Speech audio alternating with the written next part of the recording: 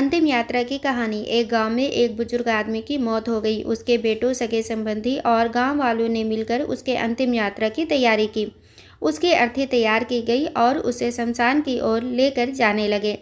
अभी वो लोग कुछ दूर ही पहुंचे थे कि वहां पर दूसरे गांव से एक आदमी आया। उसने उसे अर्थी को लेकर जा रहे 4 आदमियों में से एक का पैर पकड़ लिया और सबसे कहने लगा कि ये आदमी जो मर चुका है, उसने मुझसे 20 लाख रुपए उधार लिए थे और जब तक मुझे पैसे वापस नहीं मिल जाते, मैं अर्थी को आगे नहीं जाने दूंगा। मृत व्यक्ति के बेटों ने उस आदमी से कहा कि पिताजी ने कभी इस कर्जे के बारे में हमसे जिक्र नहीं किया, इसलिए हम तो यह कर्जा नहीं देने वाले। जब बेटों ने ही मना कर दिया तो उस मृत व्यक्ति के भाइयों ने भी कहा कि जब बेटे ही मना कर रहे हैं तो हम भी इस कर्जे की जिम्मेदारी नहीं लेने वाले हैं। शमशान यात्रा में शामिल कोई भी आदमी पैसे देने के लिए राजी नहीं हुआ। दूसरे गांव से आए उस आदमी ने अर्थी को आगे भी नहीं जाने दिया जब तक कि इस घटना की खबर घर की महिलाओं तक न पहुंच गई। मरे हुए आदमी को एक बेटी थी।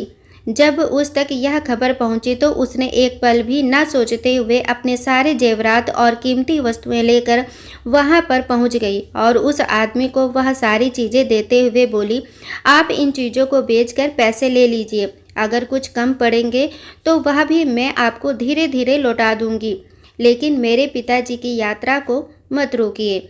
इस घटना को देखकर सारे गांव वाले दंग थे। तभी वह आदमी जो कर्जे की मांग कर रहा था, वह बोला कि दरअसल मुझे 20 लाख रुपए लेने नहीं थे, बल्कि मैंने इस आदमी से कभी लिए थे जो मैं आज लौटाने आया था, लेकिन मुझे पता नहीं था कि इनका असली हकदार कौन है, इसलिए मैंने यह सारा नाटक रचाया। मैं जान चुका हूँ कि मरे हुए आदमी का सच्चा हितैषी ना उसके बेटे हैं, ना उसका भाई, बल्कि उसकी बेटी है। इसलिए यह सारे पैसे मैं उसके हवाले करता हूँ और अपने कर्जे से मुक्त होता हूँ। थोड़ी ही देर में जो घटना घटित हो चुकी थी, उससे बेटों के, भाइयों के और बाकी रिश्तेदारों के सर शर्म से झुक गए। इसलिए हमेशा दुआ करना कि हर किसी को एक बेटी जरूर हो, क्योंकि बाकी सब तो माता पिता की दौलत को अपना समझते हैं, लेकिन बेटियां माँ बाप को ही अपनी दौलत समझती हैं।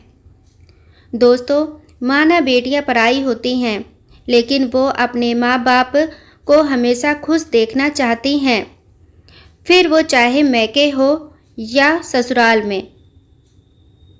दोस्तों, आशा करती हूँ कि आप लोगों को यह कहानी ज़रूर पसंद आई होगी। कहानी पसंद आई हो तो प्लीज़ चैनल को लाइक, शेयर एंड सब्सक्राइब करें। Thanks for watching.